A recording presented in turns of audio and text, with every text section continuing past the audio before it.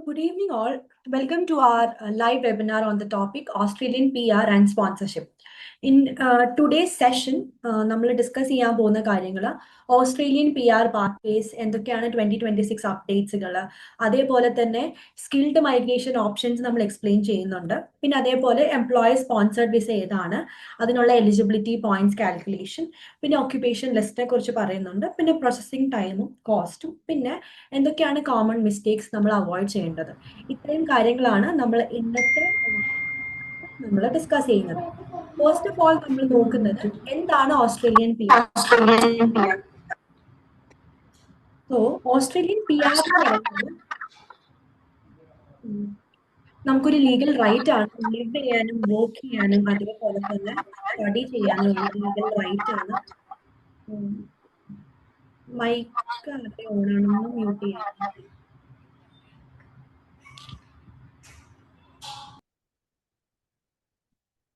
Okay fine, thank you. So Australian PR എന്ന് ഉദ്ദേശിക്കുന്നത് നമുക്കൊരു ലീഗൽ റൈറ്റ് കിട്ടുവാണ്, live and work and study in Australia. നമുക്ക് ഒരു പർട്ടിക്കുലർ പീരീഡിന് വേണ്ടിയിട്ട് ഇൻഡെഫിനറ്റ്ലി നമുക്ക് അവിടെ ലിവ് ആൻഡ് വർക്ക് ചെയ്യാനുള്ള റൈറ്റ് കിട്ടും. ഒരു PR ഹോൾഡറിനെ സംബന്ധിച്ചിടത്തോളം അയാൾക്ക് മെഡിക്കെയർ, പബ്ലിക് ഹെൽത്ത് കെയർ സിസ്റ്റത്തിലോട്ടുള്ളതും അതേപോലെ നമ്മുടെ ചിൽഡ്രന് നല്ലൊരു എഡ്യൂക്കേഷൻ സിസ്റ്റം കൊടുക്കാനും PR ഹോൾഡറിന് സാധിക്കുന്നതാണ്. അതേപോലെ തന്നെ നമുക്ക് നമ്മുടെ ഫാമിലി മെമ്പേഴ്സിനെ സ്പോൺസർ ചെയ്യാനും നമ്മളുടെ കൂടെ ഓസ്ട്രേലിയയിൽ അവർക്കും നിൽക്കാനും നമുക്ക് ഈ ഒരു PR ഹോൾഡറിന് നമുക്ക് പറ്റും. സോ PR പാത്വേസ് എന്ന് നമ്മൾ ഉദ്ദേശിക്കുന്നത് എന്തൊക്കെയാന്ന് വെച്ച് കഴിഞ്ഞാൽ, നമ്മൾ PR ആയിട്ട് നമ്മൾ നോക്കുമ്പോൾ നമുക്ക് 3 ടൈപ്പ് ഓഫ് വിസാസ് ആണ് PR വിസ എന്ന് പറയുന്നത്. Sub class 189, sub class 190 and sub class 491. ഈ 189 എന്ന് ഉദ്ദേശിക്കുന്നത് സ്കിൽഡ് ആയിട്ടുള്ള ഒരു ഇൻഡിപെൻഡന്റ് വിസയാണ്. 190 എന്ന് ഉദ്ദേശിക്കുന്നത് സ്കിൽഡ് നോമിനേറ്റഡ് വിസയും 491 എന്ന് ഉദ്ദേശിക്കുന്നത് സ്കിൽഡ് വർക്ക് റീജിയണൽ വിസയുമാണ്. ഇതെന്തൊക്കെയാണെന്നുള്ളത് നമുക്ക് വഴിയെ നോക്കാം. ഇനി 186, 482 ആൻഡ് 494 എന്ന് ഉദ്ദേശിക്കുന്നത് അത് ആക്ച്വലി ഒരു സ്പോൺസർഡ് വിസയാണ്. ഇത് മൂന്നും വരുന്നത് അത് സ്കിൽഡ് എംപ്ലോയർ ഒരു പെർമനന്റ് ആയിട്ടുള്ള ഒരു വിസയാണ് 186. 482 എന്ന് പറയുന്നത് ടെമ്പററി ആയിട്ട് നമുക്കൊരു 4 ഇയേഴ്സോ അല്ലെങ്കിൽ 2 ഇയേഴ്സോ നമുക്ക് കിട്ടുന്ന വിസയാണ് 482 എന്ന് പറയുന്നത്. 494 എന്ന് ഉദ്ദേശിക്കുന്നത് റീജിയണൽ ആയിട്ട് നമ്മൾക്ക് ലിവ് ചെയ്യുക, റീജിയണൽ എംപ്ലോയർ നമ്മൾ സ്പോൺസർ ചെയ്യുമ്പോഴാണ് 494 വരുന്നത്. ഇനി സ്കിൽഡ് മൈഗ്രേഷന് വേണ്ടിയിട്ടുള്ള റിക്വയർമെന്റ്സ് എന്തൊക്കെയാണെന്ന് നമുക്ക് നോക്കാം.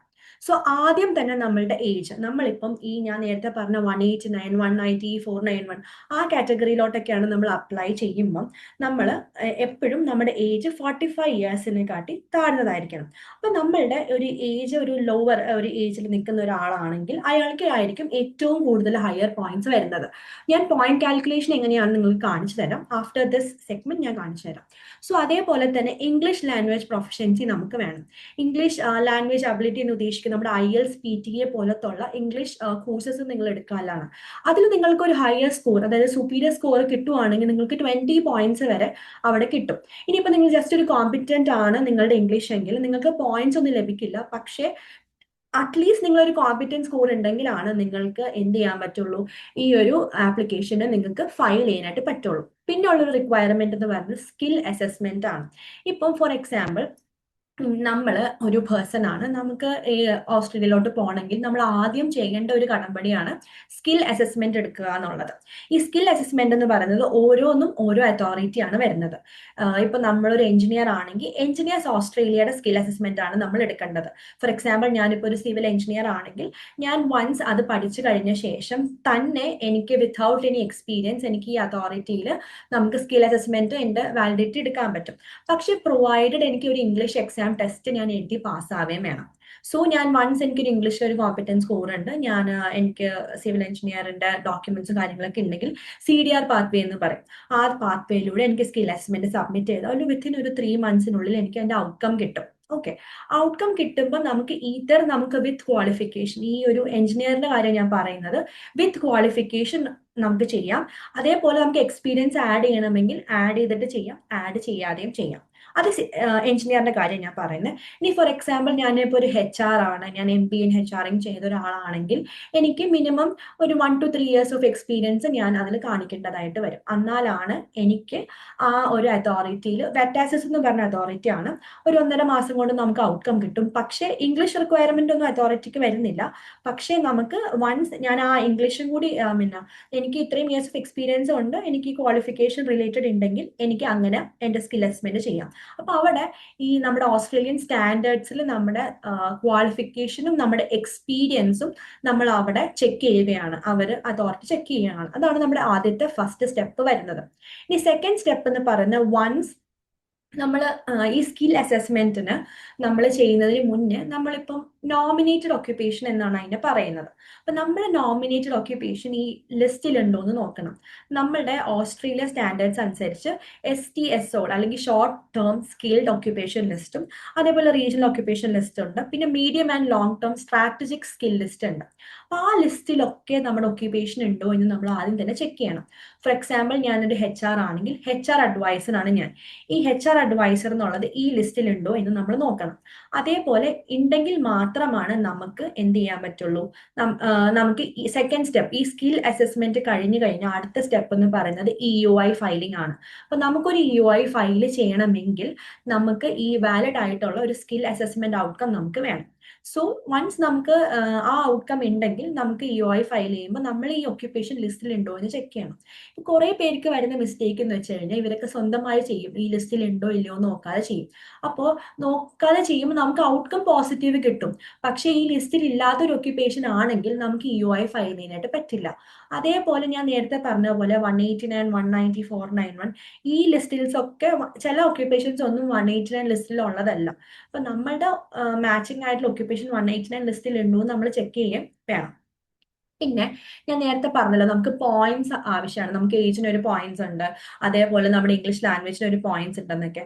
അപ്പൊ ഈ പോയിന്റ്സ് റിക്വയർമെന്റ് എന്ന് പറയുന്നത് മിനിമം നമ്മളുടെ പോയിന്റ്സ് 65 പോയിന്റ്സ് ആയിരിക്കണം.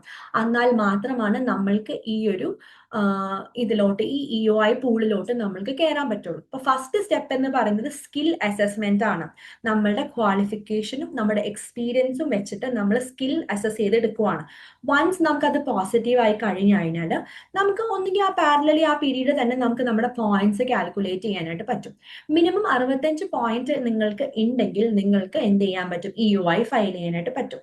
ഈ 65 പോയിന്റ് എങ്ങനെയാണ് വരുന്നത് എന്ന് വെച്ച് കഴിഞ്ഞാൽ ഞാൻ അത് നിങ്ങൾക്ക് ഒരു PDF കാണിച്ചു തരാം. ഇതിൽ എങ്ങനെയാ വെച്ചാൽ നമുക്ക് മാക്സിമം എങ്ങനെ പോയിന്റ്സ് വരുമെന്ന് നോക്കാം. നമുക്ക് ഏജിന് ഇങ്ങനെയാണ് പോയിന്റ്സ് വരുന്നത്. 18 to 24 ആണ് നിങ്ങളുടെ ഏജെങ്കിൽ 25 പോയിന്റ്സ്, 25 to 32 ആണെങ്കിൽ 30 പോയിന്റ്സ്, 33 to 39 ആണെങ്കിൽ 25 പോയിന്റ്സ്, 40 to 44 ആണെങ്കിൽ 15 പോയിന്റ്സ്. ഇങ്ങനെയാണ് വരുന്നത്. അപ്പൊ ഇതേ തന്നെ മനസ്സിലാവും, 18 to 24 ഉള്ള ഒരാളാണെങ്കിൽ അയാൾക്ക് അവിടെ 25 പോയിന്റ്സ് ആണ്. പക്ഷെ ഇവിടെ ഏറ്റവും കൂടുതൽ ഈ ഏജ് ഗ്രൂപ്പിൽ പോയിന്റ്സ് കൂടുതൽ കിട്ടുന്നത് 25 to 32 പോയിന്റ്സ് ഉള്ള ഒരാൾക്കാണ്, ഐ മീൻ ഏജ് ഉള്ള ഒരാൾക്കാണ്. അയാൾക്ക് കിട്ടുന്നത് 30 പോയിന്റ്സ് ആണ്. അപ്പോൾ വൺസ് ആ ഏജ് ഗ്രൂപ്പിലുള്ള ഒരാളാണെങ്കിൽ നിങ്ങൾക്ക് അവിടെ തന്നെ 30 പോയിന്റ്സ് കിട്ടി. ഇനി നിങ്ങളുടെ ഇംഗ്ലീഷ് ഒരു പ്രൊഫഷൻ്റ് ആണ് നിങ്ങളുടെ സ്കോർ എങ്കിൽ, അല്ലെങ്കിൽ നിങ്ങളുടെ സ്കോർ പിന്നെ സുപ്പീരിയർ ആണെങ്കിൽ നിങ്ങൾക്ക് 20 പോയിന്റ്സ് ആണ്, പ്രൊഫഷൻ്റ് ആണെങ്കിൽ നിങ്ങൾക്ക് 10 പോയിന്റ്സ് ആണ് അവിടെ കിട്ടുന്നത്. പിന്നെ നമ്മുടെ എക്സ്പീരിയൻസിന് നമുക്ക് പോയിന്റ് കിട്ടും. എക്സ്പീരിയൻസിന് എങ്ങനെയാ പോയിന്റ് കിട്ടുന്നതെന്ന് വെച്ച് കഴിഞ്ഞാൽ, നിങ്ങൾക്ക് നാട്ടിൽ, അതായത് ഔട്ട്സൈഡ് ഓസ്ട്രേലിയ നിങ്ങൾക്ക് എക്സ്പീരിയൻസ് ലെസ് ദാൻ 3 ഇയേഴ്സ് ആണെങ്കിൽ നിങ്ങൾക്ക് യാതൊരു പോയിന്റ്സും കിട്ടില്ല. ഫ്രം 3 to 5 ഇയേഴ്സ് അല്ലെങ്കിൽ ഒരു 3 to 5 എത്തുന്ന, അല്ലെങ്കിൽ 3 to 4 ഇയേഴ്സ് ആണ് നിങ്ങൾക്ക് 5 പോയിന്റ്സ് ആണ് കിട്ടുന്നത്. വൺസ് നിങ്ങൾ 5 ഇയേഴ്സ് അറ്റൈൻ ചെയ്തു, അതായത് 5 ഇയേഴ്സ് ആൻഡ് 1 month അറ്റൈൻ ചെയ്തെങ്കിൽ 5 to 7 അല്ലെങ്കിൽ 5 to 8 ഇയേഴ്സ് എത്തുന്ന വരെ നമുക്ക് പോയിന്റ്സ് വരുന്നത് 10 പോയിന്റ്സ് ആണ്.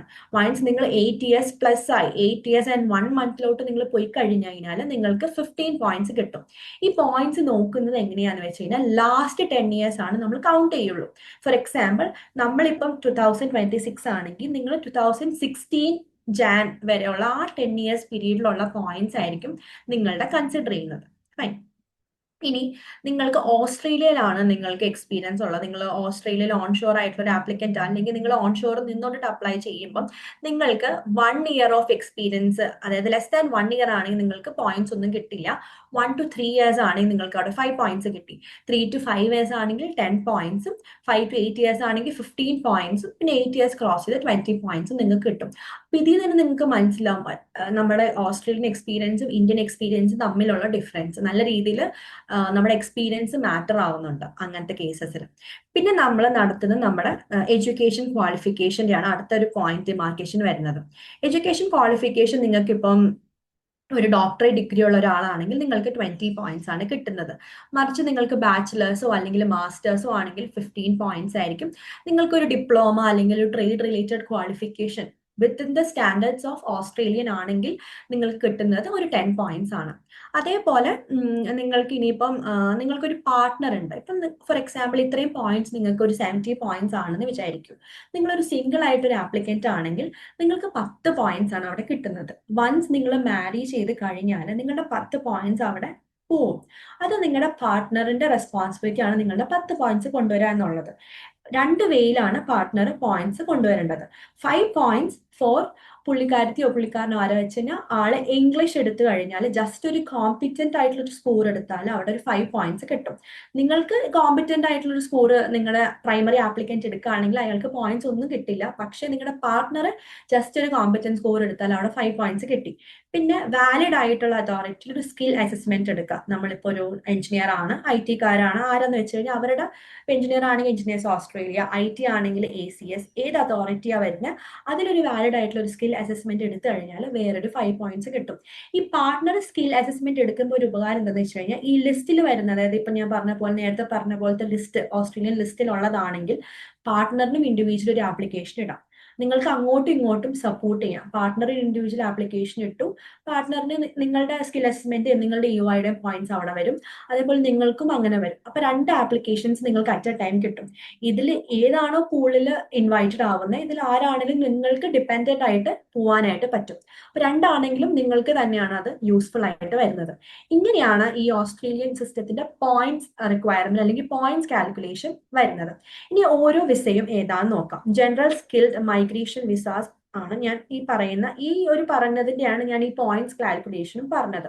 സോ ഇതിൽ 3 വിസാസ് ഉണ്ട്. SC189, SC190 and SC491. ഇതിൽ 189 എന്ന് പറഞ്ഞു കഴിഞ്ഞാൽ സ്കിൽ ഇൻഡിപെൻഡന്റ് വിസയാണ്. അതിന് യാതൊരു സ്പോൺസർഷിപ്പും ഒന്നും ആവശ്യമില്ല. എന്ന് വെച്ച് കഴിഞ്ഞാൽ നിങ്ങൾക്ക് വൺസ് ഈ വിസയാണ് കിട്ടുന്നതെങ്കിൽ നിങ്ങൾക്ക് ഓസ്ട്രേലിയയിൽ എവിടെ വേണമെങ്കിലും ലിവ് ആൻഡ് വർക്ക് ചെയ്യാനുള്ള റൈറ്റ് കിട്ടുവാണ്. അപ്പം ഓസ്ട്രേലിയയിൽ നിങ്ങൾക്ക് എങ്ങോട്ട് വേണമെങ്കിലും ഈ വിസ കിട്ടിയാൽ പോവാം. ഇതെന്ന് പറഞ്ഞു കഴിഞ്ഞാൽ നമ്മൾക്കിപ്പോൾ ഇൻഡിവിജ്വൽ 70 പോയിന്റ്സ് ഉണ്ടെങ്കിൽ ആ പോയിന്റ്സിന് വെച്ചിട്ടാണ് നമുക്ക് ഈ 189 നമ്മൾ ഫയൽ ചെയ്യുന്നത്. ഇനി 190 വിസ എന്ന് പറഞ്ഞു കഴിഞ്ഞാൽ നമ്മൾക്കൊരു നോമിനേഷൻ ഏതെങ്കിലും ഒരു ഓസ്ട്രേലിയൻ സ്റ്റേറ്റ് അല്ലെങ്കിൽ ടെറിട്ടറി നമുക്ക് തരുവാണ്. അതാണ്. അപ്പൊ നമ്മൾ 190 നമ്മൾ ഫയൽ ചെയ്യുന്ന സമയത്ത് നമ്മൾ ഇൻഡിവിജ്വലി ഓരോ സ്റ്റേറ്റ്സിന് വേണ്ടിയിട്ടും സെപ്പറേറ്റ് ആയിട്ട് നമ്മൾ ഫയൽ ചെയ്യും. ഫോർ എക്സാമ്പിൾ ഇപ്പൊ നമ്മൾ വിക്ടോറിയക്കാണ് നമ്മൾ ഫയൽ ചെയ്യുന്നതെങ്കിൽ ഈ ഒരു ആപ്ലിക്കേഷൻ നമ്മൾ ഈ സ്കിൽ അസസ്മെന്റ് കഴിഞ്ഞിട്ട് അടുത്ത സ്റ്റെപ്പാണ് എക്സ്പ്രഷൻ ഓഫ് ഇൻട്രസ്റ്റ് എന്ന് പറയും. ഈ എക്സ്പ്രഷൻ ഓഫ് ഇൻട്രസ്റ്റ് എന്ന് പറഞ്ഞു കഴിഞ്ഞാൽ നമ്മൾ ഗവൺമെന്റിനെ അറിയിക്കുകയാണ് നമുക്ക് വാലിഡ് ആയിട്ടുള്ള ഒരു സ്കിൽ അസസ്മെന്റ് ഉണ്ട്, വാലിഡ് ആയിട്ടുള്ള ഇംഗ്ലീഷ് സ്കോർ ഉണ്ട്. അപ്പൊ നമ്മൾ ഗവൺമെന്റിനെ അറിയിക്കുവാണ് that is we are eligible to apply, അല്ലെങ്കിൽ ഞങ്ങൾ PR എലിജിബിൾ ആണ്. അപ്പൊ നമ്മൾ അവരെ ഇൻട്രസ്റ്റ് നമ്മൾ അവരെ അറിയിക്കുക. അതാണ് എക്സ്പ്രഷൻ ഓഫ് ഇൻട്രസ്റ്റ് അഥവാ EUI എന്ന് പറയുന്നത്. അപ്പൊ നമ്മൾ ഈ ഒരു ആപ്ലിക്കേഷൻ നമ്മൾ ലോഞ്ച് ചെയ്യുന്ന സമയത്ത് നമ്മൾ ഇതിൽ സെലക്ട് ചെയ്യണം നമ്മൾ ഏത് വിസയ്ക്ക് വേണ്ടിയിട്ട് അപ്ലൈ ചെയ്യുന്നത്, അതേപോലെ ഏത് സ്റ്റേറ്റ്സിന് വേണ്ടിയിട്ട് അപ്ലൈ ചെയ്യുന്നത്. 189 ആണെങ്കിൽ നമ്മൾ പേടിക്കാണെന്നുള്ള സ്റ്റേറ്റ്സ് ഒന്നും അവിടെ സെലക്ട് ചെയ്യണ്ട. പക്ഷെ 190 ആൻഡ് 491 ആണെങ്കിൽ നമ്മൾ സ്റ്റേറ്റ് സെലക്ട് ചെയ്യേണ്ട കാര്യമുണ്ട്. അപ്പൊ 190 ആണെങ്കിൽ നമ്മൾ അതിൽ ഇപ്പൊ ഫോർ എക്സാമ്പിൾ നമ്മളിപ്പോൾ വിക്ടോറിയക്കാണ് അപ്ലൈ ചെയ്യുന്നതെങ്കിൽ നമ്മൾ അതിൽ ഒരു ഓപ്ഷൻ ക്ലിക്ക് ചെയ്യണം for which state. In that we will be clicking that Victoria എന്ന് നമ്മൾ അവിടെ ക്ലിക്ക് ചെയ്യും. ക്ലിക്ക് ചെയ്യുന്ന സമയത്ത് നമുക്കൊരു ഇൻഡിവിജ്വലി ഒരു 70 പോയിന്റ്സ്, ഞാൻ നേരത്തെ പറഞ്ഞ പോയിന്റ് കാൽക്കുലേഷനിൽ 70 പോയിന്റ്സ് ഉള്ള ഒരാൾക്ക് 5 പോയിന്റ്സ് ആണ് ഈ പാർട്ടിക്കുലർ സ്റ്റേറ്റ് നിങ്ങൾക്ക് തരുന്നത്. ഓക്കെ. ഇപ്പം നിങ്ങൾ ഓസ്ട്രേലിയയിൽ നിൽക്കുന്ന ഒരു കാൻഡിഡേറ്റ് ആണെങ്കിൽ നിങ്ങൾ ഏത് സ്റ്റേറ്റിലാണോ നിൽക്കുന്നത്, ഫോർ എക്സാമ്പിൾ വിക്ടോറിയ നിൽക്കുന്നെങ്കിൽ വിക്ടോറിയയിലും പിന്നെ വെസ്റ്റേൺ ഓസ്ട്രേലിയ എന്ന് പറയുന്ന ഒരു സ്റ്റേറ്റ് ഉണ്ട്. ഈ രണ്ട് സ്റ്റേറ്റ്സിന് മാത്രമാണ് നിങ്ങൾക്ക് ആപ്ലിക്കേഷൻ ലോഞ്ച് ചെയ്യാനായിട്ട് പറ്റുള്ളൂ. പക്ഷേ നമ്മൾ ഓഫ് ഷോർ ആപ്ലിക്കൻസ്, നമ്മൾ ഔട്ട്സൈഡ് ഓസ്ട്രേലിയ ആൾക്കാർ ഓഫ് ഷോർ എന്നാ പറയുന്നത്. ഈ ഓഫ് ഷോർ ആപ്ലിക്കൻസിന് ഏത് സ്റ്റേറ്റിലോട്ട് വേണമെങ്കിലും അവരുടെ ആപ്ലിക്കേഷൻ ഇടാനായിട്ട് പറ്റും.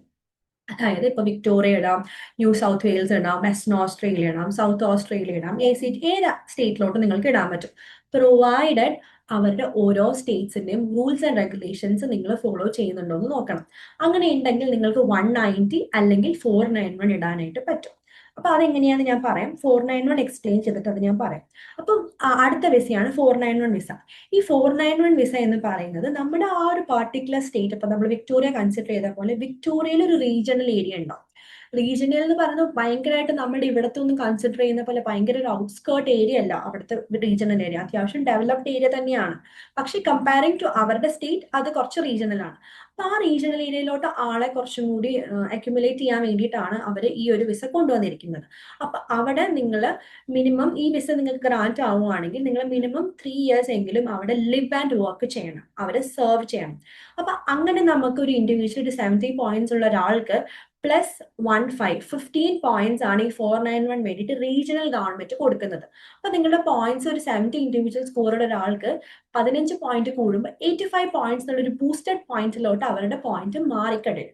അപ്പൊ അതിൽ നിന്ന് നമുക്ക് മനസ്സിലാക്കാം 491 കുറച്ചും കൂടി ഡിമാൻഡിങ് ആണ്, because the state needs you.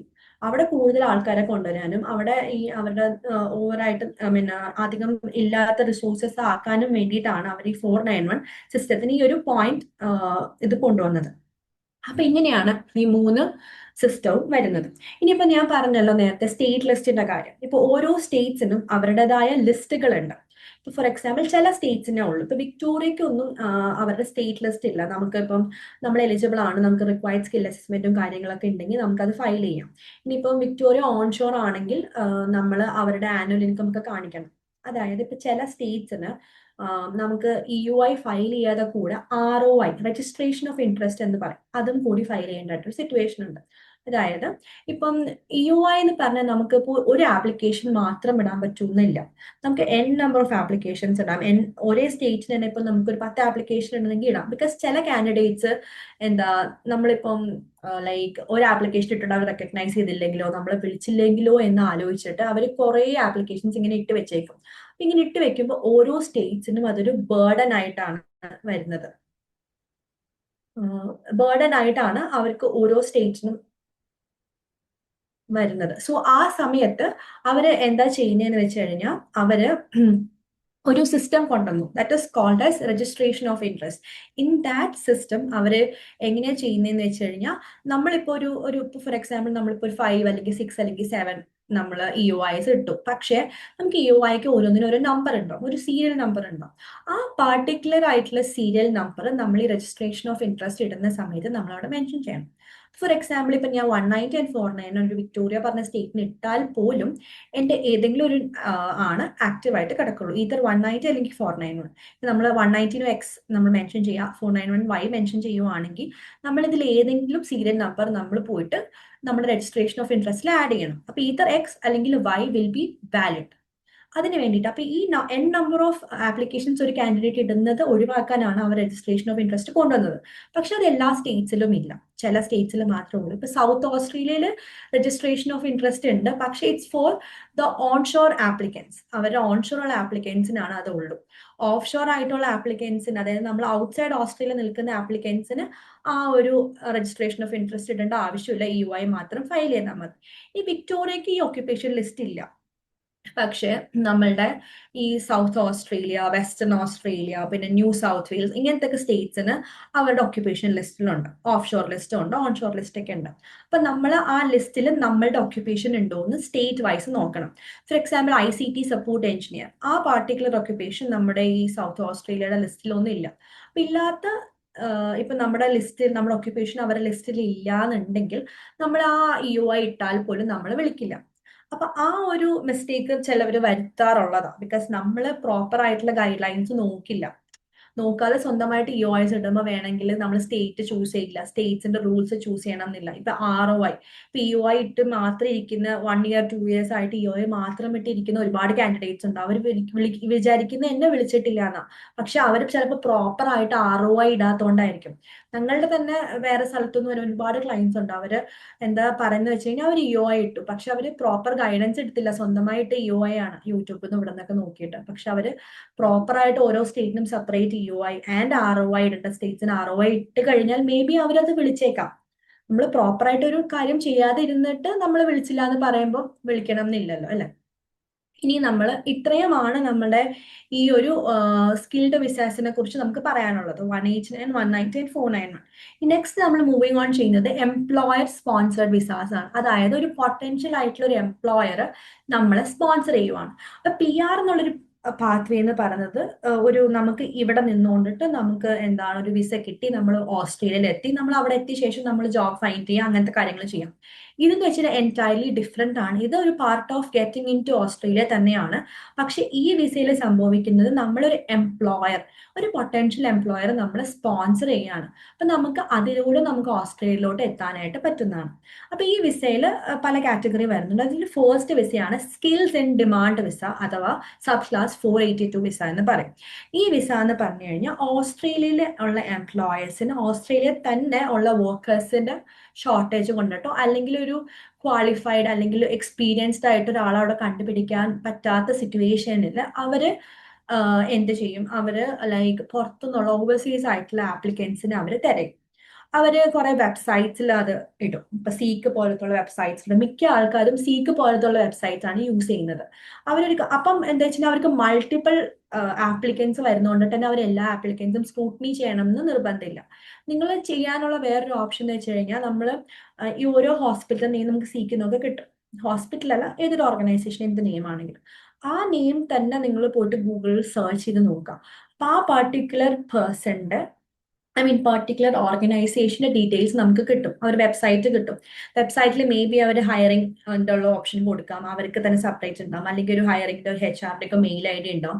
അവിടെ നമ്മൾ മെയിൽ അയക്കാം. നമ്മുടെ റെസ്യൂമി വെച്ചിട്ട് ഒരു ATS ഫ്രണ്ട്ലി റെസ്യൂമി പ്രിപ്പയർ ചെയ്തിട്ട് ഒരു ഇൻ ഓസ്ട്രേലിയൻ സ്റ്റാൻഡേർഡ്സ് അത് പ്രിപ്പയർ ചെയ്തിട്ട് നിങ്ങൾ സീരിയസ് ആയിട്ട് അവരുടെ മെയിലിലോട്ടും കൂടി അയക്കാം. മെയിലോട്ട് അയക്കുമ്പോൾ നിങ്ങൾ വേറെ കാര്യം ശ്രദ്ധിക്കേണ്ട വെച്ച് കഴിഞ്ഞാൽ നിങ്ങൾ ആ ഒരു പാർട്ടിക്കുലർ ടൈമിൽ മെയിൽ അയക്കാം. അതായത് നമ്മളുടെ ഇവിടുന്ന് ഒരു 4-5 hours ഡിഫറൻസ് ഉണ്ട്. അതായത് അവരാ ഫ്രണ്ടിൽ പോകുന്നത്. അപ്പം നമ്മൾക്ക് ഇവിടെ ഒരു 5 o'clock ഈവനിങ് ആണെങ്കിൽ അവർക്ക് രാത്രി ആയിട്ടുണ്ടാവും.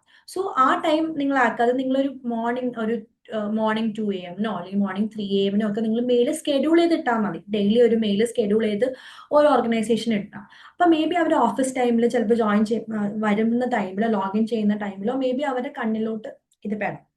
ബിക്കോസ് അവർക്ക് നമ്പർ ഓഫ് മെയിൽസ് വരുന്നുണ്ട്.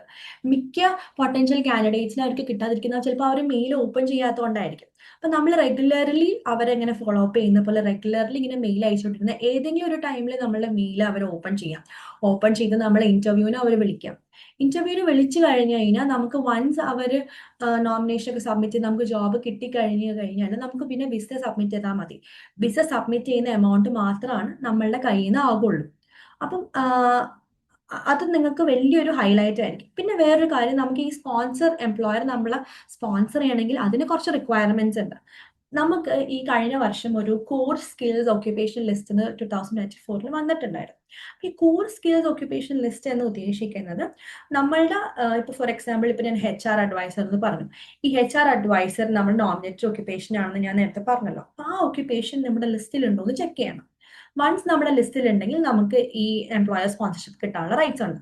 ആൻഡ് സെക്കൻഡ് തിങ് എന്ന് പറഞ്ഞാൽ നമുക്ക് ഇംഗ്ലീഷ് ലാംഗ്വേജ് മിനിമം അവർ പ്രിസ്ക്രൈബ് ചെയ്യുന്ന ഇംഗ്ലീഷ് ലാംഗ്വേജ് നമ്മൾ മീറ്റ് ചെയ്യണം. പിന്നെ നമ്മൾ വൺസ് നമുക്ക് വിസയിലോട്ട് എത്തിക്കഴിഞ്ഞാലാണ് നമ്മുടെ ഹെൽത്തും ക്യാരക്ടർ ചെക്കും ഒക്കെ വരുന്നത്.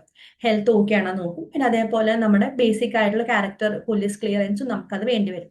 പിന്നെ വേണ്ട ഒരു കാര്യം എന്ന് വെച്ച് കഴിഞ്ഞാൽ നമ്മുടെ ലാസ്റ്റ് 5 years നിങ്ങളുടെ ആ വർക്ക് ഒരു ലൈക്ക് ഒരു 12 months ഓഫ് വർക്ക് എക്സ്പീരിയൻസ് നിങ്ങൾക്ക് വേണം. പിന്നെ ഈ 482 ഞാൻ പറയാൻ മറന്നുപോയ ഒരു കാര്യം എന്ന് വെച്ചാൽ അതൊരു ടെമ്പററി വിസയാണ്. നിങ്ങൾക്ക് മേ ബി ഒരു അപ് ടു 4 years ഒക്കെ ആയിരിക്കും നിങ്ങൾക്ക് ആ വിസ കിട്ടുന്നത്. അപ്പൊ വൺസ് നിങ്ങൾക്ക് ആ വിസ കിട്ടിക്കഴിഞ്ഞാൽ പാരലലി നിങ്ങൾ ഒന്നെങ്കിൽ ഇതിന്റെ ഒരു പെർമനന്റ് വേർഷൻ ഉണ്ട് 186 അത് കിട്ടാൻ നോക്കുക, അല്ലെങ്കിൽ നിങ്ങൾ PR വിസ പാരലലി നോക്കുക. അപ്പൊ നിങ്ങൾക്ക് ആ ഇയേഴ്സ് കഴിഞ്ഞാലും നിങ്ങൾക്ക് കണ്ടിന്യൂ ചെയ്യാൻ പറ്റും. അല്ലെങ്കിൽ നിങ്ങൾക്ക് അവിടെ തന്നെ ഒരു പൊട്ടൻഷ്യൽ എംപ്ലോയർ വേറെ ഒരാളെ സ്പോൺസർ ചെയ്യാനുണ്ടോ എന്ന് നിങ്ങൾക്ക് ചെക്ക് ചെയ്യാം. അപ്പൊ ലാസ്റ്റ് 5 years 12 months ഓഫ് നിങ്ങൾക്ക് ഒരു ഫുൾ ടൈം റോൾ ഉള്ള ഒരാളാണ്.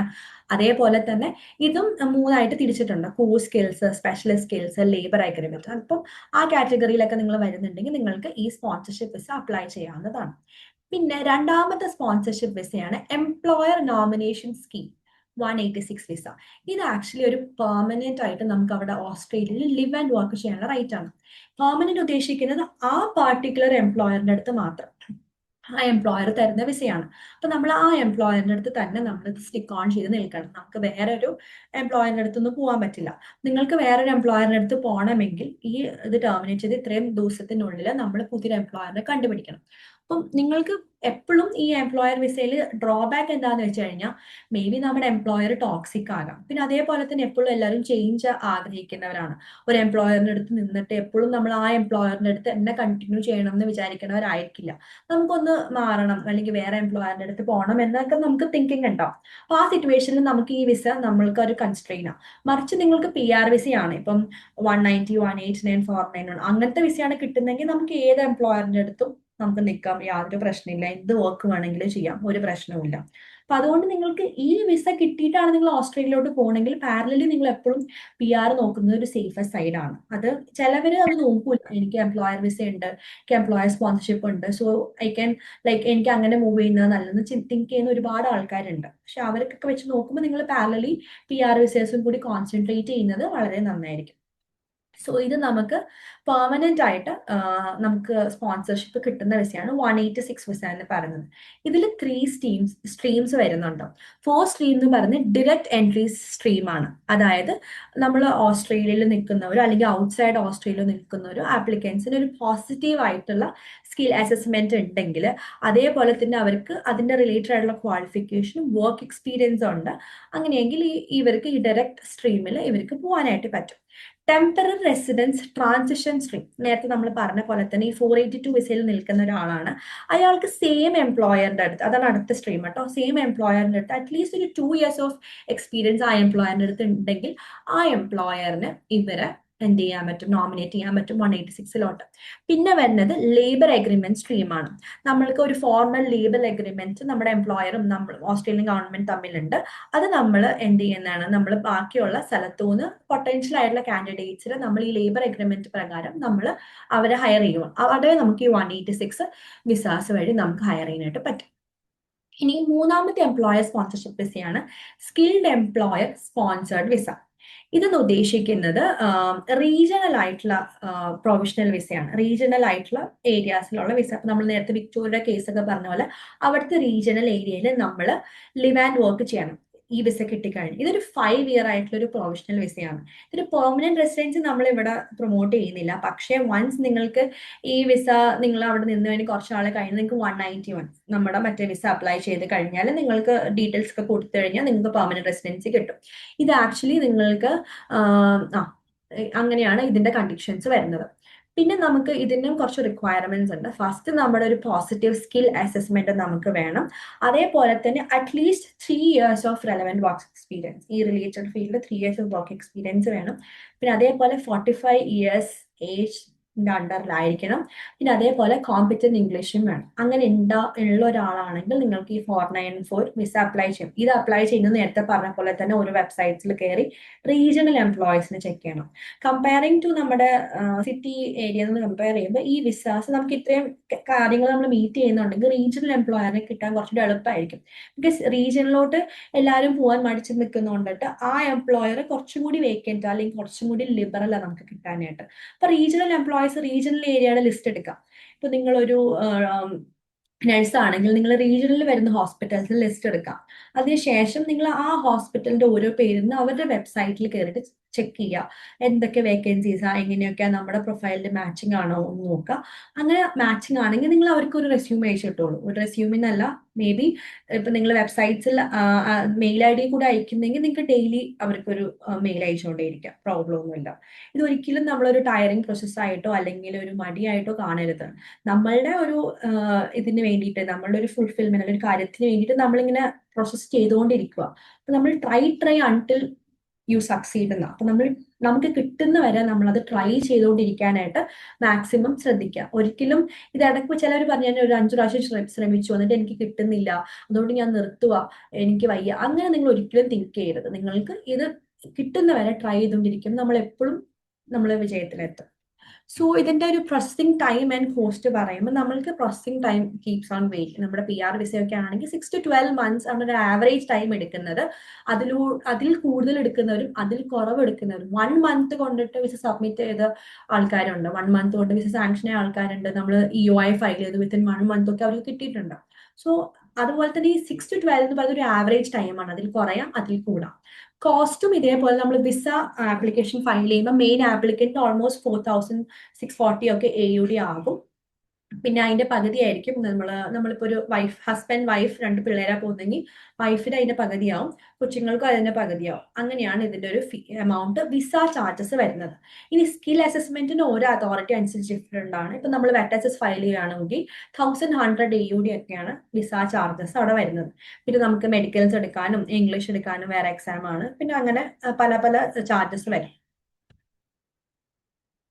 പിന്നെ മെയിൻ ആയിട്ട് എല്ലാവർക്കും വരുന്ന ഒരു പ്രശ്നം എന്ന് വെച്ച് കഴിഞ്ഞാൽ കുറേ മിസ്റ്റേക്സ് നമ്മൾ റെഗുലർ ആയിട്ട് നമ്മൾ വരുന്ന ഫയൽസിൽ കണ്ടുവരുന്ന കുറച്ച് മിസ്റ്റേക്സ് ആണ് ഞാനിവിടെ പറയുന്നത്. ഇതേപോലെ തന്നെ ഗൈഡ് ലൈൻസ് തറലി നോക്കൂല. ഇപ്പൊ നമ്മൾ സ്കിൽ അസസ്മെന്റ് ചിലപ്പോൾ സ്വന്തമായിട്ട് ഫയൽ ചെയ്ത് വരുന്ന കാൻഡിഡേറ്റ്സ് ഉണ്ട്. അവർ ചെയ്യുന്നില്ല എന്നല്ല, അവർ നന്നായിട്ട് ചെയ്തിട്ട് തന്നെ വരുന്ന ഒരുപാട് പേരുണ്ട്. പക്ഷെ അതിന്റെ പോലും നമ്മുടെ കറക്റ്റ് എംപ്ലോയ്മെന്റ് ആഡ് ചെയ്യാതെ അത് മിസ്റ്റേക്ക് ആവാറുണ്ട്. എന്താ വെച്ച് കഴിഞ്ഞാൽ നമ്മളിപ്പോ ഒരു 5 years ഓഫ് എക്സ്പീരിയൻസ് ഉള്ള ഒരാളാണെങ്കിൽ ഒരു 3 കമ്പനീസിലാണ് അയാൾക്ക് എക്സ്പീരിയൻസ് എങ്കിൽ ചിലപ്പം പ്രോപ്പർ ആയിട്ടുള്ള ഡോക്യുമെന്റ്സ് കൊടുക്കാത്തതുകൊണ്ട് ചിലപ്പോൾ ഒരു കമ്പനി ആയിരിക്കും റെക്കഗ്നൈസ് ചെയ്യുന്നത്. ചില സ്റ്റേറ്റ്സിൽ ഇപ്പൊ NSW പോലത്തെ സ്റ്റേറ്റിൽ ഒരു നിർബന്ധമുണ്ട്.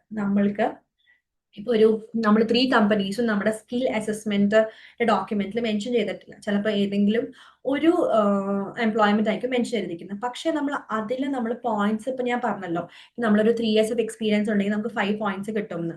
ഈ 3 years ഓഫ് എക്സ്പീരിയൻസ് അവിടെ വന്നിട്ടില്ല, പക്ഷെ നമ്മൾ അവിടെ പോയിന്റ്സ് ക്ലെയിം ചെയ്താൽ NSW അത് റെക്കഗ്നൈസ് ചെയ്യില്ല, അവരത് എടുക്കില്ല. അപ്പൊ എന്ത് സംഭവം എന്ന് വെച്ചാൽ നമുക്ക് വിസ കിട്ടിയാൽ പോലും നമുക്കത് വിസ അല്ല, പ്രീ ഇൻവിറ്റേഷൻ കിട്ടിയാൽ പോലും നമുക്കത് എടുക്കാൻ പറ്റാത്തൊരു സിറ്റുവേഷൻ വരും. അങ്ങനെ സിറ്റുവേഷൻസ് ക്ലയൻസ് ഉണ്ടായിട്ടുണ്ട്. ബിക്കോസ് ഇവർ സ്വന്തമായിട്ട് ചെയ്ത് കുളമാക്കി വെച്ചിട്ട് അവർ വരും. വൺസ് ഇവർക്ക് ചിലപ്പോൾ ഇത് കിട്ടുമ്പോഴായിരിക്കും ഇതിനൊരു എന്തെങ്കിലും ഓപ്ഷൻ ഉണ്ടോ സൊല്യൂഷൻ ഉണ്ടോ എന്ന് ചോദിക്കുന്നത്. പക്ഷെ അതിലൊക്കെ നമ്മൾ ഹെൽപ്ലെസ് ആണ്. വൺസ് നിങ്ങൾക്ക് പ്രീ ഇൻവിറ്റേഷൻ കിട്ടുന്നതിന് മുന്നത്തെ സാഹചര്യം ആണെങ്കിൽ നമ്മൾക്ക് എന്തെങ്കിലുമൊക്കെ അതായത് ഇപ്പം employment related to your nominative occupation എന്നൊരു ക്വസ്റ്റ്യൻ ഉണ്ട്.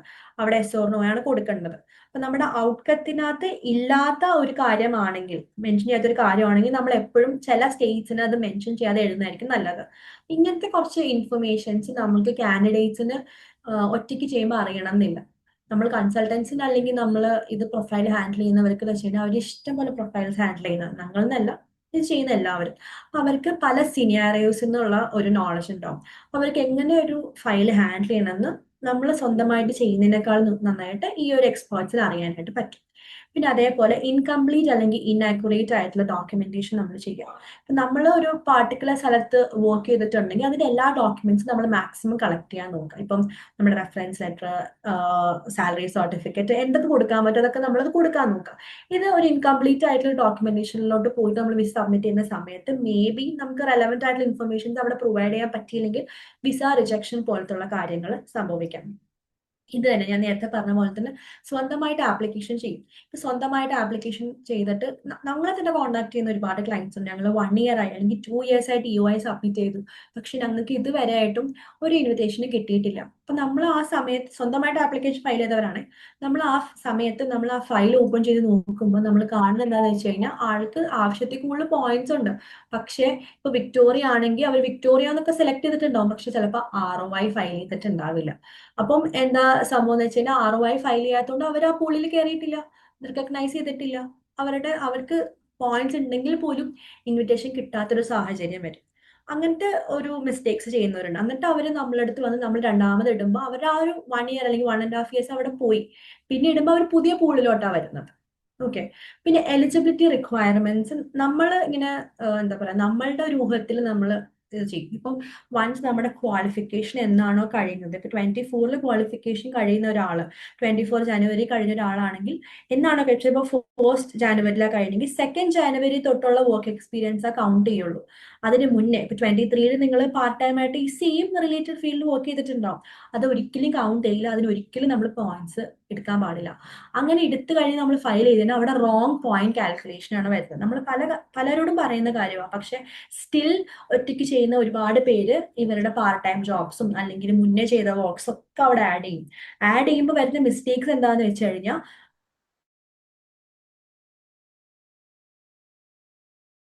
അവരുടെ റോൾ അത്രയും വലിയൊരു ഹ്യൂജ് എമൗണ്ട് അവിടെ ഇൻവെസ്റ്റ് ചെയ്തത് നമുക്ക് അവിടെ നഷ്ടമാവും. വിസ റിജക്ഷൻ വന്നു കഴിഞ്ഞാൽ നമുക്ക് ഒന്നും തന്നെ ചെയ്യാൻ പറ്റില്ല, വിസ ഫയൽ ചെയ്തിട്ടാണ് നമ്മളിത് കാണുന്നതെങ്കിൽ. അപ്പൊ ഇങ്ങനത്തെ കുറച്ച് കാര്യങ്ങളൊക്കെ നിങ്ങൾ ശ്രദ്ധിക്കുക. അല്ലെങ്കിൽ ഒരു എക്സ്പേർട്ട് ആയിട്ടുള്ള ഒരാളെ കൺസൾട്ട് അതേപോലെ തന്നെ ഫോൾസ്, ഫോർ എക്സാമ്പിൾ നമ്മൾ 2022 പാസ് ഔട്ടാണ്. ഒരു 1 ഇയർ നമ്മൾ ഗ്യാപ്പ് എടുത്തു, അല്ലെങ്കിൽ 1 ഇയർ നമ്മൾ വർക്ക് ചെയ്തിട്ടില്ല. നമ്മൾ എന്ത് ചെയ്തു, 25 ആയിരിക്കാം നമ്മൾ വർക്ക് ചെയ്തേക്കുന്നത്. അപ്പൊ ആ ഒരു ഗ്യാപ്പ് നികത്താൻ വേണ്ടിയിട്ട് കള്ള സർട്ടിഫിക്കറ്റ് അല്ലെങ്കിൽ എവിടെന്നെങ്കിലും ഒരു എംപ്ലോയ്മെന്റ് ഡോക്യുമെന്റ് ആയിട്ട് വരും. അപ്പൊ എന്താ സംഭവം എന്ന് വെച്ച് കഴിഞ്ഞാൽ ആ ഒരു പോയിന്റ്സ് കിട്ടാൻ വേണ്ടിയിട്ടൊക്കെ ആയിരിക്കും അത് കൊണ്ടുവരുന്നത്. അപ്പൊ ആ പീരീഡിൽ നിങ്ങൾക്ക് ശരിക്കും പറഞ്ഞാൽ നിങ്ങൾ വർക്ക് ചെയ്തിട്ടില്ല, പക്ഷെ നിങ്ങൾ വേറെ ടൈപ്പ് ഓഫ് ഡോക്യുമെന്റ് കൊണ്ടുവന്നു. ആ ഡോക്യുമെന്റ് എങ്ങാനും നമ്മളുടെ വിസ ആൾക്കാർ അത് കണ്ടുപിടിച്ച് കഴിഞ്ഞാൽ, ബിക്കോസ് അവർക്ക് അവർക്ക് അതിനുള്ള സോഴ്സസ് ഉണ്ട്, നമ്മൾ കൊണ്ടുവന്നത് ഫേക്ക് ഡോക്യുമെന്റ് ആണോ അല്ലയോ എന്ന് അറിയാനുള്ള സോഴ്സസ് ഉണ്ട്. ഫോർ എക്സാമ്പിൾ ഇപ്പോൾ ഒരു എഞ്ചിനീയറിംഗ് റിലേറ്റഡ് ആണ് നിങ്ങൾ, ഒരു എഞ്ചിനീയറിംഗ് ടെക്നോളജിസ്റ്റ് ഒക്കെയാണ് നിങ്ങളെങ്കിൽ, നിങ്ങൾ ആ ഒരു പർട്ടിക്കുലർ പീരീഡിൽ നിങ്ങൾ ഏതെങ്കിലും ഒരു കമ്പനിയിൽ നിന്ന് കൊണ്ടുവന്നു. പക്ഷെ മേ ബി ആ കമ്പനി ആ വർക്ക് ചെയ്യുന്നവരെ അല്ല നിങ്ങൾ, പക്ഷെ നിങ്ങൾ അതൊന്നും നോക്കാതെ ആ 1 ഇയർ പീരീഡ് അവിടെ അങ്ങനെ ക്ലെയിം ചെയ്തു. പക്ഷെ വിസ ഫയൽ ചെയ്യുകയും ചെയ്തു, നിങ്ങൾക്ക് പോയിന്റ്സും കിട്ടി. പക്ഷെ ആ സമയത്ത് നമ്മുടെ വിസ ഓഫീസേഴ്സ് അത് ഹാൻഡിൽ ചെയ്യുന്നവർ അത് കണ്ടുപിടിച്ചു കഴിഞ്ഞാൽ നിങ്ങൾക്ക് വിസ റിജക്ഷൻ കിട്ടും.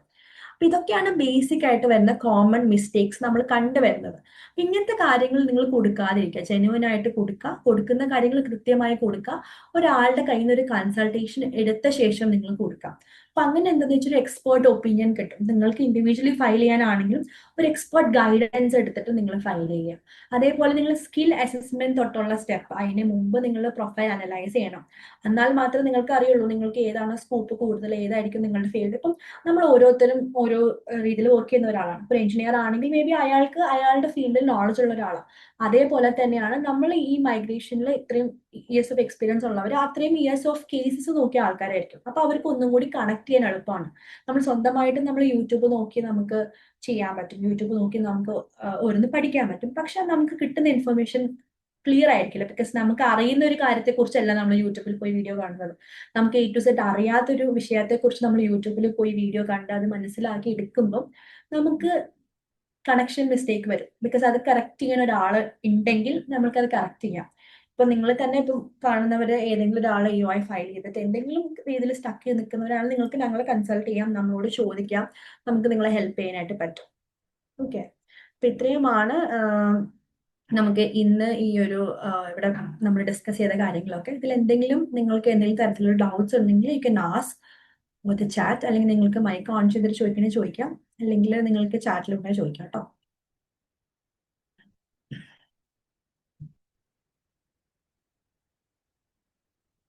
Oh, I'm so sorry. I missed the message. You guys asked me to speak in English, right? So sorry, I didn't see the message. So if you have any doubt, you can share your number or your mail ID. We guys will contact you. I think like Miss Soni Sharma, can you just give your details?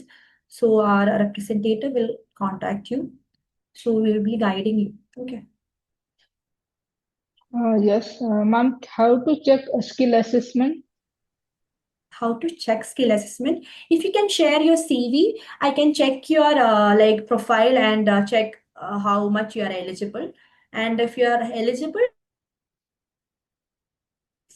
please be connected with us. You can share your mail ID. Fine. Can you please share your email ID so I can share what all document you need? Okay, you have registered, right, before logging in? Ha, So yes. representative will contact you. Okay. Okay. Yeah, How okay. long it take to approve PR?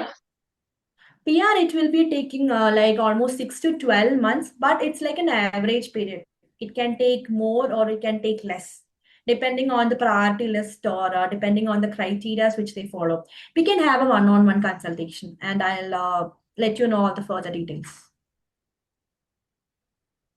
Okay. Okay. Yeah, okay. Anyone One else? more question. Yeah, You yeah, said okay. one-on-one. Okay. Yeah, okay. Please ask, Sonny. No worries.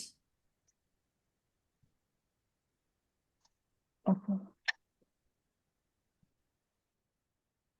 Sonny, do you have any further doubts? I think you have been asking something, right? Yes, ma'am. One more last doubt, but I have Okay. many doubts. Oh, no One worries. thing You I can want have to ask. consultation. After getting a PR only, then we can apply for a job, no? Or if it is okay, we can apply No, no. before. Yeah, you can apply before. If you have a valid skill assessment, you can apply parallelly. As I mentioned, if you get a like employer to sponsor, and if you follow all the criteria, the employer can sponsor you. Which a employer can sponsor. Like mean you said that from the company they will sponsor me, right? Yeah, yes. Is there any other way? No other way. Like only this is the available way, which if the employer sponsor you, then you can go to Australia like that. Or else you need to get a valid PR, either 189 or 190 or 491 visa. It should be granted. So first, and English is important, na? English exam is important in that. Yes. You need to get at least competence score. We are providing IELTS and PTA training. Yeah, we can have a one-on-one consultation. Sony, no worries. I'll Please, contact you. please, yeah. Yeah, Okay, okay. okay. Thank you. My Thank name you. is Sonia. Yeah. Yeah, okay. We will be contacting you. Okay. Okay, thank you. Okay, thank you. Any others? Anybody is having any doubt? Please ask.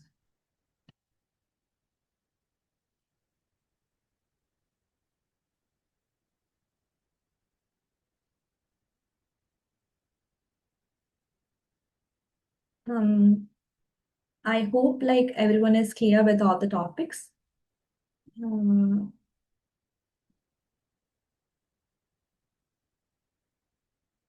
Yeah, okay. As Sri Lakshmi has asked, nurses skill assessment, right? നഴ്സസിന്റെ skill assessment എന്ന് പറയുന്നത് ആൻമാക് എന്ന് പറയുന്ന ഒരു അതോറിറ്റിയിലാണ് വരുന്നത്. ആൻമാക്. So ആൻമാക് എന്നുള്ള അതോറിറ്റിയിൽ നമ്മൾ നമ്മുടെ ബേസിക് ആയിട്ടുള്ള ഒരു എന്താ പറയുക നമ്മുടെ എഡ്യൂക്കേഷൻ ഡോക്യുമെന്റ്സ്, ID ഡോക്യുമെന്റ്സ്, അതേപോലെ തന്നെ നമ്മളുടെ എക്സ്പീരിയൻസ് ഡോക്യുമെന്റ്സ് ഒക്കെ നമ്മൾ കൊടുക്കണം ഇൻ ദ പ്രിസ്ക്രൈബ്ഡ് ഫോമാറ്റ്. അത് കൊടുത്ത് ആൻമാക് അതോറിറ്റിക്ക് നമ്മളൊരു പ്രൊഫൈൽ ക്രിയേറ്റ് ചെയ്ത് നമ്മൾ അവരുടെ സ്റ്റിപ്പുലേറ്റഡ് ഫീസ് അടച്ച് നമ്മളത് ചെയ്ത് കഴിഞ്ഞാൽ വിത്തിൻ 1 to 1.5 months നമുക്ക് ഔട്ട്കം കിട്ടും. വൺസ് ഔട്ട്കം കിട്ടിക്കഴിഞ്ഞാൽ നമുക്ക് EOI ഫയൽ ചെയ്യാനായിട്ട് പറ്റും. If you want further details Sreelakshmi, നമുക്കൊരു 1-on-1 കൺസൾട്ടേഷനിൽ കൂടുതൽ ഡീറ്റെയിൽസ് ആയിട്ട് ഞാൻ ശ്രീലക്ഷ്മിക്ക് പറഞ്ഞുതരാം കേട്ടോ. Representatives will contact you. Okay, you're welcome, Sri Lakshmi. So, any others? If everything is clear, we can just wind up. Hi, ഒരു ഡൗട്ട് ഉണ്ട്. ഏജ് ഒന്ന് എക്സ്പ്ലെയിൻ ചെയ്യാമോ? ഏജ് ടിൽ 45 years വരെയാണ്. നമുക്ക് 25 points ഫ്രം ഏജ് 33 to 39 അല്ലേ? അതെ. അത് 39 plus 2 months 3 months അത് ഇൻക്ലൂഡഡ് ആണോ അതോ sharp 30? Sharp 39. Once you attain the age 39, ഇപ്പം നിങ്ങളുടെ ബർത്ത്ഡേ ഇന്നാണെങ്കിൽ ഇന്ന് തൊട്ട് അത് മാറും. I mean you attain the 39, right? So അത് പോയിന്റ് അവിടെ മാറി. Fine. Okay, thank you. Any others?